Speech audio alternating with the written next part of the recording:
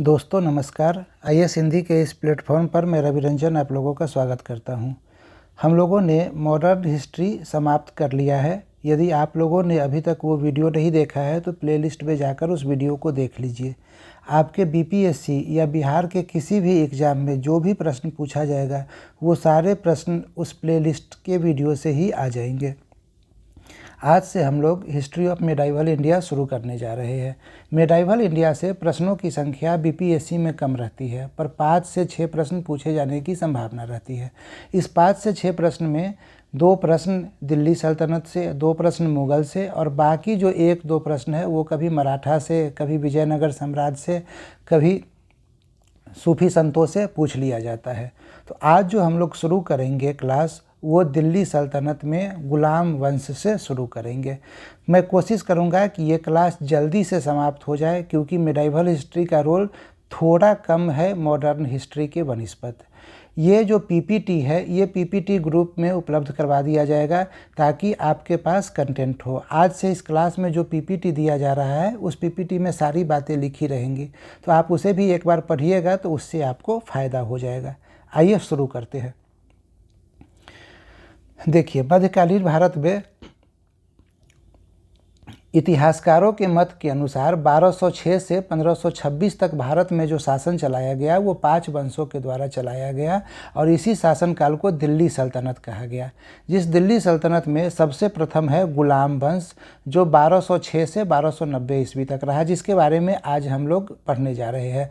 दूसरा है खिलजी वंश 1290 से 1320, तुगलक वंश 1320 से 1414, सैयद वंश 1414 से 1451 और लोदी वंश 1451 से 1526 और इसके बाद मुग़ल साम्राज्य की स्थापना होती है। ठीक है, इनमें से जो शुरुआती 4 वंश है वो तुर्क थे, जबकि एक आखिरी अफ़गान था। ठीक है, शेर शाह सूरी बाद में एक अफ़गान शासक आएगा हुमायूं के समय में, उसके बारे में भी हम लोग चर्चा करेंगे। तो कभी कभी तो आपसे सीधी सी बात यह है कि ये क्रम पूछ लिया जाता है, कभी कभी ये पूछ लिया जाता है कि वर्ष।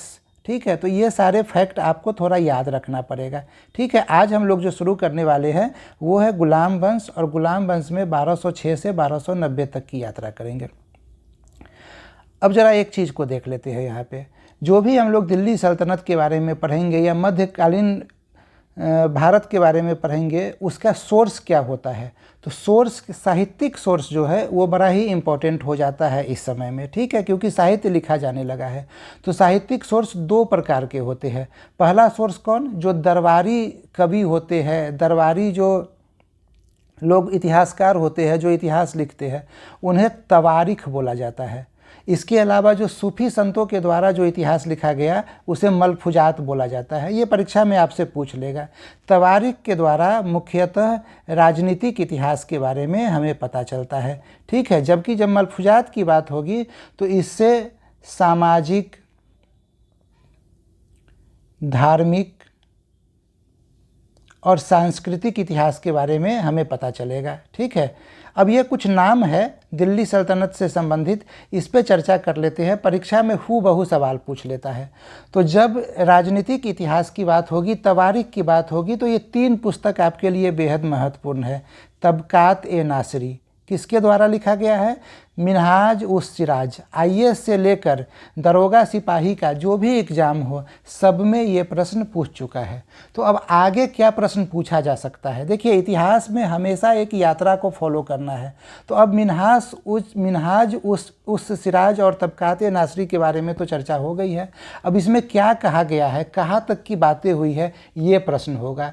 तो इस ग्रंथ में आदम की कथा से ये ग्रंथ शुरू होती है और नसीरुद्दीन मुहम्मद, याद रखिएगा नाम, नसीरुद्दीन मुहम्मद के शासनकाल के 14 वर्षों का इतिहास इसमें लिखा गया है। एक महत्वपूर्ण बात ये हो गई।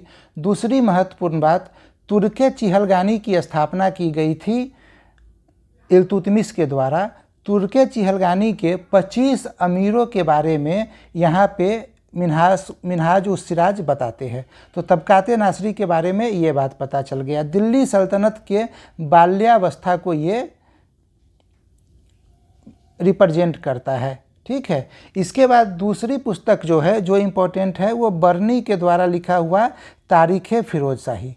तारीख़ फिरोज शाही में मुख्यतः बलबन के समय से लेकर फिरोज शाह तुगलक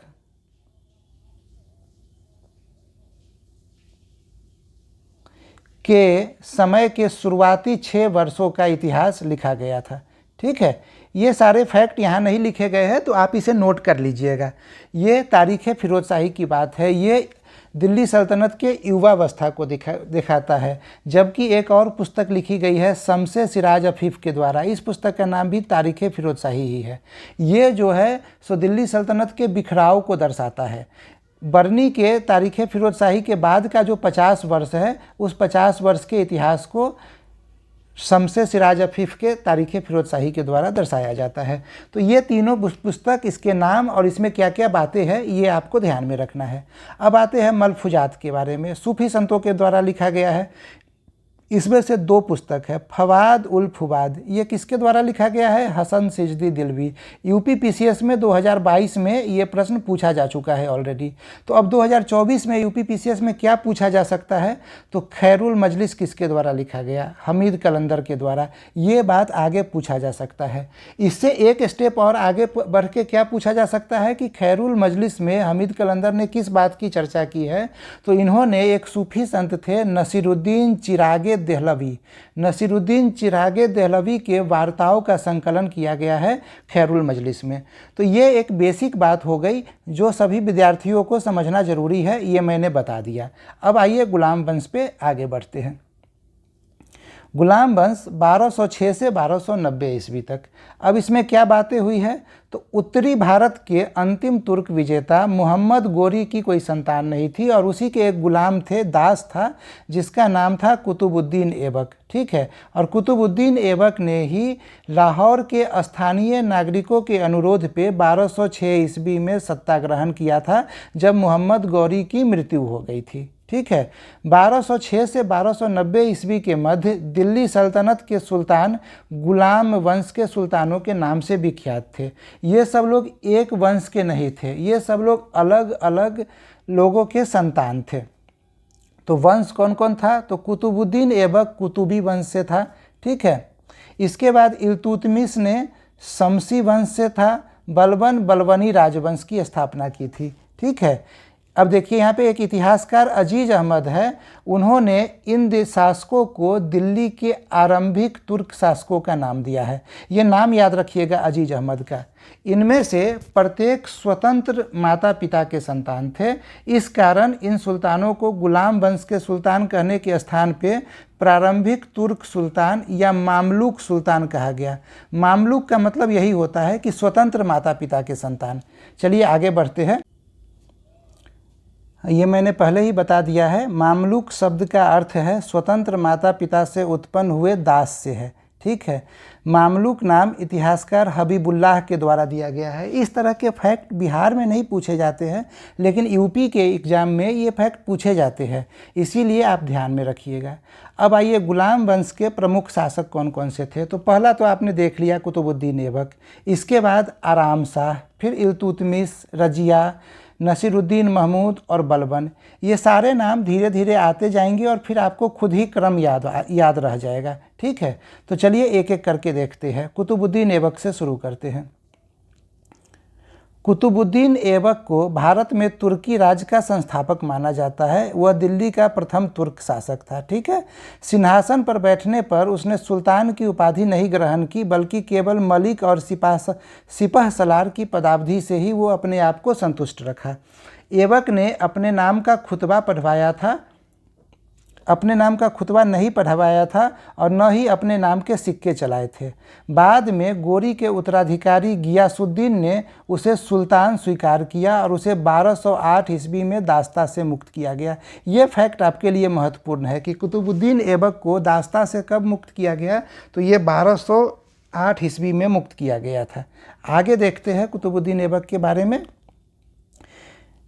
ऐबक हमेशा अर्थात 1206 से 1210 तक लगातार लाहौर से ही शासन संचालन करता रहा। मतलब ऐबक की राजधानी लाहौर थी। ठीक है, मिन्हाजुद्दीन सिराज ने कुतुबुद्दीन ऐबक को एक वीर एवं उदार हृदय सुल्तान बताया है। वह लाखों में दान दिया करता था तथा अपनी असीम उदारता के लिए उसे लाख बख्श कहा गया। अब आप एक बात यहाँ ध्यान रखिएगा, लाख बख्श किसे कहा जाता है? तो कुतुबुद्दीन ऐबक को लाख बख्श कहा जाता है। ये प्रश्न पूछा जा चुका है, तो आगे पूछा क्या जाएगा, आगे ये पूछा जाएगा कि कुतुबुद्दीन ऐबक को लाख बख्श किसने कहा था। तो आपको ये पता चल गया कि मिन्हाजुद्दीन सिराज ने कुतुबुद्दीन ऐबक को लाख बख्श कहा था। ठीक है। हसन निजामी और फ़ख्र मुदब्बिर को ऐबक का संरक्षण प्राप्त था। ठीक है, आगे बढ़िए। उसने प्रसिद्ध सूफी संत ख्वाजा कुतुबुद्दीन बख्तियार काकी के नाम पर दिल्ली में कुतुब मीनार का नींव रखा, जिसे इल्तुतमिश ने पूरा किया। बाद में कुतुब मीनार में कुछ प्रॉब्लम आता है तो उसे फिरोज शाह तुगलक के द्वारा मरम्मत करवाया जाता है। ठीक है। तो कुतुब मीनार के साथ 3 सुल्तान जुड़े हुए थे, एक कुतुबुद्दीन ऐबक, दूसरा इल्तुतमिश और तीसरा फिरोज शाह तुगलक। ये ध्यान में रखना है। तराइन के द्वितीय युद्ध के बाद गोरी ने ऐबक को अपना मुख्य भारतीय प्रदेशों का सूबेदार नियुक्त किया था। ये एक फैक्ट और याद रखना है। 1210 ईस्वी में ऐबक की मृत्यु हो जाती है। वो चौगान खेलते समय घोड़े से अचानक गिर जाने के कारण उसकी मृत्यु हो जाती है। ठीक है। इसके अलावा एक और बात है, उसने एक मस्जिद बनवाई थी 2.5 दिन का झोपड़ा। अभी जो हम लोग पढ़ रहे हैं वो हम लोग राजनीतिक इतिहास पढ़ रहे हैं।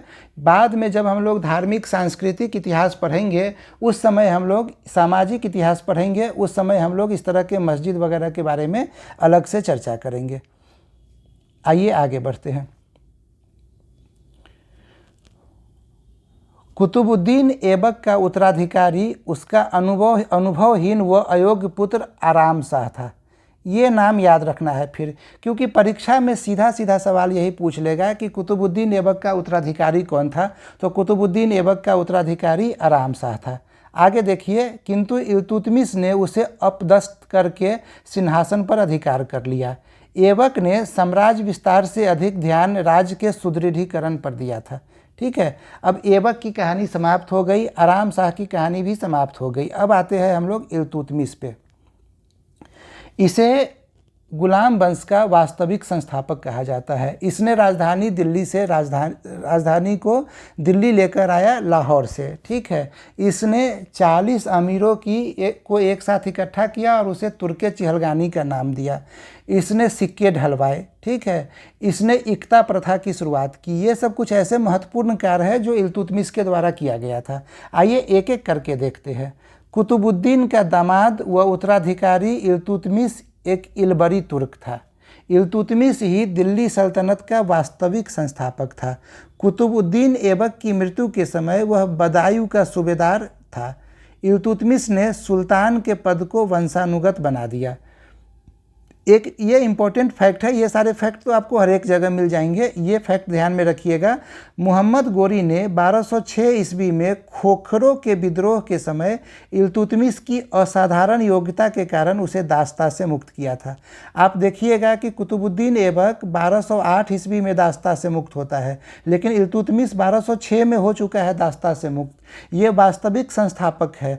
पहले सारी बातें पूछी जा चुकी है, ये सब जितनी भी बातें हो रही है सो, तो नई बातें क्या पूछी जाएगी? यही बात कि खोखरों के विद्रोह के बाद इसे दास्ता से मुक्त किया गया था। आगे बढ़ते हैं। 1229 ईस्वी में उसे बगदाद के अब्बासी खलीफा से मान्यता का अधिकार पत्र प्राप्त हुआ, जिससे सुल्तान के रूप में उसकी स्वतंत्र स्थिति एवं दिल्ली सल्तनत की औपचारिक मान्यता प्राप्त हुई।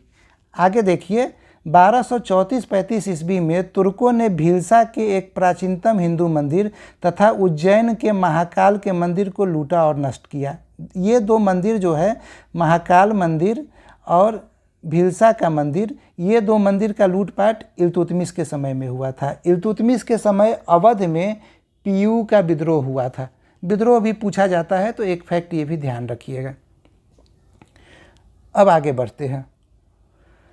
विरोधी सरदारों को परास्त कर इल्तुतमिश ने अपने वफादार गुलाम अमीरों की एक टुकड़ी रखी, जिसे तुर्काने चहलगानी यानी चालीसा यानी 40 अमीरों का समूह कहा गया। ये 40 अमीर क्या करते थे? तो ये 40 अमीर प्रशासनिक कार्यों में सुल्तान की मदद करते थे। ठीक है, आगे देखते हैं। 1221 ईस्वी में दिल्ली सल्तनत को चंगेज खान के आक्रमण का खतरा उत्पन्न हो गया था, जब वह ख्वारिज्म के अंतिम शाह जलालुद्दीन मांगबरनी का पीछा करते हुए सिंध तक पहुंच गया।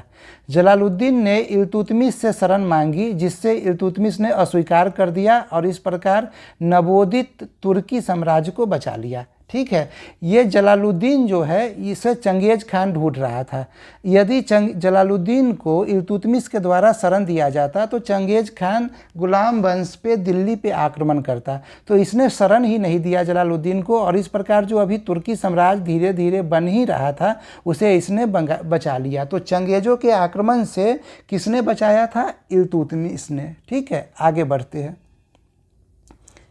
1230-31 ईस्वी में इल्तुतमिश ने बंगाल पर पूर्ण रूप से अधिकार कर लिया। इल्तुतमिश ने सिक्कों पर अपना उल्लेख खलीफा के प्रतिनिधि के रूप में कराया। उसने सिक्कों पर टकसाल का नाम लिखवाने की परंपरा शुरू की। ग्वालियर की विजय के बाद इल्तुतमिश ने अपनी पुत्री रजिया का नाम सिक्कों पर अंकित करवाया। इंपॉर्टेंट फैक्ट है, ध्यान देते हुए चलिएगा। ये सारे फैक्ट आपके परीक्षा में पूछे जा सकते हैं। उसने मिन्हाजुद्दीन सिराज तथा मलिक ताजुद्दीन को संरक्षण प्रदान किया। ठीक है, उसने लाहौर के स्थान पर दिल्ली को राजधानी बनाया, चर्चा हो चुकी है। उसने इक्ता की शासन व्यवस्था और सुल्तान की सेना के निर्माण का विचार दिल्ली सल्तनत को प्रदान किया। यहाँ समझने वाली बात है, ये इक्ता क्या होता है? तो ये देखिए, ये सपोज कीजिए कि ये पूरा दिल्ली सल्तनत है, इसमें ये जो क्षेत्र है ये दिल्ली है, बाकी का ये क्षेत्र है इस पे सुल्तान का कब्जा है। पर उस समय स्थिति ऐसी है कि सुल्तान डायरेक्ट इन सारे क्षेत्रों पे शासन नहीं कर सकता है, ये बस इसी क्षेत्र पे शासन करता है और इन क्षेत्रों के लिए वो मुक्ति की नियुक्ति करता है। मुक्ति, इसे ही आमिर भी कहा जाता था। ठीक है, ये क्षेत्र दे दिया जाता था मुक्ति को। ठीक है, और इसी क्षेत्र को बोला जाता था इक्ता। इक्ता में बट गया सब कुछ, 1 इक्ता, 2 इक्ता, 3 इक्ता, 4, 5, 6, 10, 50, 100। ठीक है, अब इक्ता जिसके अंदर, जिसके अधीन है वो मुक्ति है। यहाँ से राजस्व कौन वसूलेगा इस इक्ता से? तो ये राजस्व वसूलने का कार्य मुक्ति का होता था। ठीक है, मुक्ति राजस्व वसूलते थे, उस राजस्व से मुक्ति अपनी सेना रखते थे, प्रशासन चलाते थे, और इस सेना के खर्च, प्रशासन का खर्च और अपने पास पैसा रखने के बाद जो भी धन बचता था उस धन को फवाजिल रकम कहा जाता था। तो ये फवाजिल रकम जो है ये सुल्तान को दे देते थे। बदले में जब भी सुल्तान को युद्ध में इनकी आवश्यकता पड़ती थी तो ये अपना सेना जो है सुल्तान की मदद के लिए भेजते थे। तो इक्ता के बारे में और इक्ता प्रथा के बारे में चर्चा हमारी इतनी हो गई। और इस इक्ता प्रथा की शुरुआत किसने की थी? तो इसकी शुरुआत इल्तुतमिश ने की थी। यही सारी बातें यहाँ पे डिटेल से लिखी हुई है। चलिए आगे बढ़ते हैं। उसने मुद्रा में सुधार किया। वह पहला तुर्क शासक था जिसने शुद्ध अरबी सिक्के चलाए। सल्तनत युग में 2 महत्वपूर्ण सिक्के, चांदी का जो सिक्का होता था उसे टंका और तांबे के सिक्के को जीतल कहा जाता था, उसका आरंभ किसने किया था? तो इल्तुतमिश ने किया था। एक इतिहासकार थे डॉक्टर के निजामी। इनके अनुसार ऐबक ने दिल्ली सल्तनत की रूपरेखा के बारे में सिर्फ दिमागी खाका बनाया था। इल्तुतमिश ने उसे एक व्यक्तित्व, एक पद, एक प्रेरणा शक्ति, एक दिशा, एक शासन व्यवस्था और एक शासक वर्ग प्रदान किया। इस प्रकार के सवाल आईएएस से लेकर बीपीएससी तक हर एक जगह पूछे जाते हैं, तो ये सब आपको स्टेटमेंट थोड़ा याद रखना पड़ेगा। डॉक्टर ईश्वरी प्रसाद जो इतिहासकार थे, उनके अनुसार भी गुलाम वंश का वास्तविक संस्थापक कोई था तो वो इल्तुतमिश ही था। आइए आगे बढ़ते हैं। इल्तुतमिश के शासन का मुख्य आधार विदेशी मुसलमान थे। उसने अपने उत्तराधिकारी के रूप में ज्येष्ठ पुत्र का चयन करने की सामान्य प्रथा को तोड़ दिया और अपनी पुत्री रजिया को अपना उत्तराधिकारी नियुक्त किया। किंतु इल्तुतमिश की मृत्यु के बाद तुर्की अमीरों ने उसके पुत्र रुकनुद्दीन को गद्दी पर बैठाया। तो आप देखते चलिए, कुतुबुद्दीन ऐबक आया पहले, फिर आराम शाह आया, फिर इल्तुतमिश आया। इल्तुतमिश ने अपना उत्तराधिकारी रजिया सुल्तान को बनाया, पर मृत्यु हो चुकी है तो रुकनुद्दीन को गद्दी पे बैठा दिया गया। रुकनुद्दीन अयोग्य था, तो अयोग्य था, बाद में क्या होगा, बाद में फिर रजिया को सुल्तान बनाया जाएगा। ठीक है, तो जब रजिया सुल्तान बनती है तो क्या क्या होता है, 4 वर्षों तक ये रहती है, 1236 से 1240 ईस्वी तक। इल्तुतमिश ने रजिया को अपना उत्तराधिकारी घोषित कर दिया और चांदी के टंके पर उसका नाम अंकित करवाया। इल्तुतमिश की मृत्यु के बाद 30 वर्षों का इतिहास सुल्तानों व अमीरों के बीच सत्ता के अधिकार के लिए संघर्ष का इतिहास रहा। ठीक है, मतलब अमीर चाह रहे थे कि उनका वर्चस्व कायम हो, सुल्तान तो सुल्तान थे, वो चाह रहे थे कि उनका कायम हो, इसी वजह से ये संघर्ष चलता रहा। रजिया के काल से ही राजतंत्र और तुर्क सरदारों के बीच संघर्ष आरंभ हो गया। आइए आगे देखते हैं। रजिया के मामले में पहली बार दिल्ली की जनता ने उत्तराधिकारी के प्रश्न पर स्वयं निर्णय लिया। उसका विरोध प्रसिद्ध तुर्क अमीरों ने किया, जिसमें जो महत्वपूर्ण तुर्क अमीर है उनके नाम क्या क्या है, निजामुल मुल्क जुनैदी, मलिक अलाउद्दीन जानी, मलिक सैफुद्दीन कूची, कबीर खान अयाज और मलिक इजुद्दीन सलारी। ठीक है, इन लोगों ने क्या किया था, विरोध किया था। आपको महत्वपूर्ण बात ये याद रखना है कि क्या बीपीएससी में ऐसे फैक्ट पूछे जाएंगे? नहीं पूछे जाएंगे। क्या यूपी पीसीएस में ऐसे फैक्ट पूछे जाएंगे? बिल्कुल पूछे जाएंगे। इसीलिए यदि आप लोग दोनों परीक्षा की तैयारी कर रहे हैं तो ये सब फैक्ट आपको याद रखना पड़ेगा। अब इसे याद तो आपको बार बार, 2 बार 3 बार जब चीज़ों को दोहराइएगा तो ज़रूर याद रह जाएगा। रजिया के बारे में कुछ महत्वपूर्ण बात, पर्दा प्रथा इसने त्याग दिया। पुरुषों के समान कोट और टोपी, कोट को कूबा बोला जाता था और टोपी को कुलाह बोला जाता है, पहनकर दरबार में बैठती थी तथा शासन का कार्य वह स्वयं संभालती थी।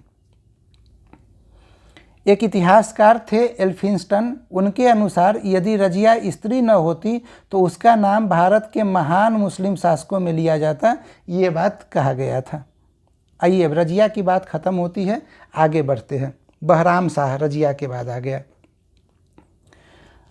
अपनी शासन सत्ता को सुरक्षित करने के लिए तुर्क अधिकारियों ने एक नवीन पद नायब ए मुमलकत की स्थापना की, जो संपूर्ण अधिकारों का स्वामी होगा। यह पद एक संरक्षक के समान था। तो ये याद रखना पड़ेगा आप लोगों को नाम कि ये नायब ए मुमलकत का पद जो है सो बहराम शाह के समय में बनाया गया था। सर्वप्रथम यह पद नायब रजिया के विरुद्ध षड्यंत्र करने वाले एक नेता एतगीन को मिला। इस प्रकार वास्तविक शक्ति व सत्ता के अब 3 दावेदार हो गए। पर सुल्तान तो थे ही, वजीर थे ही, अब एक नए आ गए नायब। ठीक है, उसके शासनकाल में मंगोलों का आक्रमण हुआ था। बहराम शाह के शासनकाल में मंगोलों का आक्रमण हुआ था, ये ध्यान में रखना है। अलाउद्दीन मसूद शाह, इसके शासनकाल में समस्त शक्ति 40 सदस्यों के पास थी। तुर्काने चहलगानी, ठीक है, उसके पास चली गई थी। सुल्तान बस नाम मात्र का था। बलबन इस समय अमीर हाजिब के पद पर नियुक्त था और वह धीरे धीरे अपनी शक्ति बढ़ा रहा था। बलबन कौन है? अगला शासक बनने वाला है वो। अब आ गया बलबन। बलबन ने 20 वर्ष तक वजीर की हैसियत से तथा 20 वर्ष तक सुल्तान के रूप में शासन किया। बलबन दिल्ली सल्तनत का एक ऐसा व्यक्ति था जो सुल्तान न होते हुए भी सुल्तान के छत्र का उपयोग करता था। वह पहला शासक था जिसने सुल्तान के पद और अधिकारों के बारे में विस्तृत रूप से विचार प्रकट किए थे। उसने सुल्तान की प्रतिष्ठा को स्थापित करने के लिए रक्त एवं लौह की नीति अपनाई थी। बेहद इंपॉर्टेंट है, बराबर परीक्षा में पूछा जाता है। ये सारे फैक्ट आपसे परीक्षा में पूछे जाते हैं। बलबन के राजत्व सिद्धांत की 2 मुख्य विशेषताएं थी। सुल्तान का पद ईश्वर के द्वारा प्रदान किया हुआ होता था और सुल्तान का निरंकुश होना आवश्यक था। ठीक है, मतलब सुल्तान पृथ्वी पर ईश्वर का प्रतिनिधित्व है और उसका स्थान केवल पैगंबर के पश्चात है। ये बात बलबन ने कहा था। आगे देखते हैं। उसके समय में वजीर के पद का महत्व घट गया और नाइब जैसा कोई अधिकारी न रहा, अर्थात नाइब का पद, वजीर का पद खत्म कर दिया गया। उसने ऐसे सैनिकों को जो सेवा के योग्य नहीं रह गया था पेंशन देकर सेवा मुक्त कर दिया। जो तुर्काने चहलगानी यानी चालीसा दल जो बना था, ठीक है, किसने बनाया था? इल्तुतमिश ने। उसे समाप्त कर दिया गया बलबन के द्वारा। बलबन के शासन की सफलता का मुख्य श्रेय उसके गुप्तचर विभाग को जाता है। गुप्तचर विभाग की स्थापना सामंतों की गतिविधियों पर निगरानी हेतु की गई थी। मंगोलों का मुकाबला करने के लिए उसने सैन्य विभाग दीवाने अर्ज की स्थापना की। अभी आपसे प्रश्न पूछा जाता है परीक्षा में कि दीवाने अर्ज की स्थापना किसने की? एक प्रश्न बलबन ने। दूसरा प्रश्न दीवाने अर्ज किससे संबंधित है? तो रक्षा से संबंधित है, सैनिक से संबंधित है। तीसरा प्रश्न जो पूछा जाएगा कि दीवाने अर्ज की स्थापना बलबन ने क्यों की थी? तो मंगोलों से मुकाबला करने के लिए की थी। तो ये फैक्ट आपके लिए अभी इम्पोर्टेंट हो गया, क्योंकि ये तो पहले पूछा जा चुका है। सैन्य विभाग, रक्षा, बलबन, सब कुछ। आगे देखते हैं। उसने सिजदा और पाबोस की प्रथा को अपने दरबार में फिर से शुरू करवाया। सिजदा मतलब क्या होता है? सर झुकाकर आना, सर झुकाकर आना। और पाबोस पूरी तरह से पैर के बल झुककर। आप लोग देखते होइएगा जब अभी सावन आने वाला है, सावन में लोग जब जाते हैं पूजा करने के लिए तो कुछ लोग ऐसे होते हैं जो मनता माने रहते हैं और वो पूरे रास्ते झुककर एकदम और भगवान को प्रणाम करते हुए जाते हैं। तो पाबोस वही था कि दरबार में कोई आएगा तो बिल्कुल लेट कर दरबार में आएगा और फिर आकर सुल्तान के पैर को चूमेगा। इसी प्रथा को पाबोस कहा गया था। ये मुख्यतः ईरानी प्रथा थी जिसे गैर इस्लामी समझा जाता था, ठीक है। इसके अतिरिक्त एक ईरानी त्यौहार था नौरोज। इस नौरोज प्रथा का आरंभ भी बलबन के द्वारा ही किया गया था। आगे देखते हैं। 1279 ईस्वी में बंगाल के सूबेदार तुगरिल खान, ये देखिए अभी 67वीं बीपीएससी में पूछा गया था, ने विद्रोह किया। वह प्रथम गुलाम सरदार का विद्रोह था। तुगरिल ने मुगीसुद्दीन की उपाधि ग्रहण की और अपने नाम के सिक्के चलाए तथा खुतबा पढ़वाया। ये विद्रोह का एक तरीका है। बाद में बलबन ने विद्रोह को दबाया तथा विद्रोहियों को मृत्युदंड दिया। ये विद्रोह काफ़ी बढ़ गया था और इतना ज़्यादा बढ़ गया कि इस विद्रोह को दबाने के लिए बलबन को खुद जाना पड़ा था। आगे बढ़ते हैं। उत्तर पश्चिमी सीमाओं पर मंगोलों के आक्रमण से बचने के लिए एक श्रृंखला का निर्माण कराया गया। अपने ज्येष्ठ पुत्र शाहजादा मुहम्मद को वहाँ का शासन सौंपा, किंतु मंगोलों के एक प्रबल आक्रमण का सामना करते हुए शाहजादा मुहम्मद मारा गया। आगे बढ़ते हैं। विख्यात कवि अमीर खुसरो, इसे तूतिए हिंद के नाम से भी जाना जाता है, तथा अमीर हसन ने अपने साहित्यिक जीवन शाहजादा मुहम्मद के समय ही शुरू किया था। परीक्षा में पूछा जा सकता है। बलबन की मृत्यु के बाद उसका पौत्र कैकूबाद उसका उत्तराधिकारी हुआ, जो एक अत्यंत विलासी एवं कामुक व्यक्ति था। परिणाम स्वरूप संपूर्ण प्रशासन अराजकता से ग्रस्त हो गया और राज दरबार अमीरों की उच्च आकांक्षाओं एवं संघर्षों के गिरफ्त में आ गई, ठीक है। तो कैकूबाद आप ध्यान में रखिएगा बलबन का उत्तराधिकारी था। अमीरों के एक गुट के नेता आरिजे मलिक फिरोज जलालुद्दीन कैकूबाद की हत्या करके राजगद्दी पर स्वयं अधिकार कर लेता है और इस प्रकार से दिल्ली सल्तनत में गुलाम वंश का अंत होता है और गुलाम वंश के बाद खिलजी वंश की स्थापना होती है और ये खिलजी वंश 1290 से लेकर 1320 तक चलेगा, ठीक है। जिसमें सबसे महत्वपूर्ण कौन है? अलाउद्दीन खिलजी, जिनके द्वारा जो कार्य किया गया उसे बाद में शेर शाह सूरी के द्वारा भी अपनाया गया और विस्तार दिया गया और उसके बाद मुग़लों के दौरान अकबर के द्वारा उसको और अत्यधिक विस्तार दिया गया। इसके बारे में हम लोग अपने अगले कक्षा में चर्चा करेंगे। एक इतिहासकार थे डॉक्टर A.V. हबीबुल्ला। उन्होंने बलबन के शासनकाल को सुदृढ़ता का युग कहते हुए कंसोलिडेशन शब्द का प्रयोग किया था। ये ध्यान में रखना है। तो ये सारी बातें जो है ये गुलाम वंश से संबंधित हमारी चर्चा यहाँ पे समाप्त हो गई। मुझे पूरा विश्वास है कि परीक्षा में जो भी प्रश्न गुलाम वंश से पूछा जाएगा वो सारा इन फैक्ट से पूछ लिया जाएगा। एक्चुअली बात ये है कि जब हम लोग मेडाइवल हिस्ट्री पढ़ते हैं 4-5 प्रश्न ही पूछा जाता है और स्टेट PCS की बात होती है तो फैक्चुअल सवाल ज़्यादा पूछे जाते हैं। तो वो पढ़ाने में जो रोचकता है उसमें कमी आ जाती है, क्योंकि फैक्ट थोड़ा हावी होने लगता है। आप इस बात की गंभीरता को समझिए और ये पीपीटी मैं ग्रुप में शेयर कर दूंगा ताकि आप लोग वहाँ से इसे लेकर खुद से भी पढ़ सके। उम्मीद करता हूँ वीडियो आप लोगों को पसंद आएगा और आपके लिए लाभकारी होगा। धन्यवाद।